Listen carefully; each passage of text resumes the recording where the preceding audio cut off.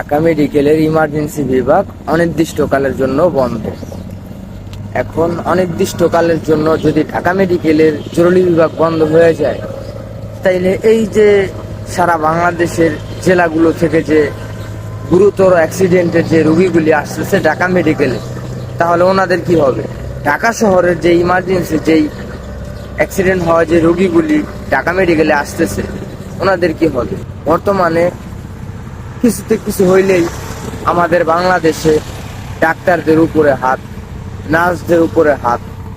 এই রাইটটা আপনাদেরকে কে দিল? বলতেছিলাম ঘটনাটার কথা। তো এক বন্ধু, এক কলিগ বা ওনার চাচাতো ভাই বা যাই হোক হবে একজন, উনি ওনাকে এয়ারপোর্টে মোটরসাইকেল দিয়ে ড্রপ করে দিয়ে উনি বাড়ি ফেরার পথে যে কোনো এক বাস কিংবা ট্রাকের সাথে ধাক্কা লেগে উনি অ্যাক্সিডেন্ট করে, গুরুতর জখম হয়।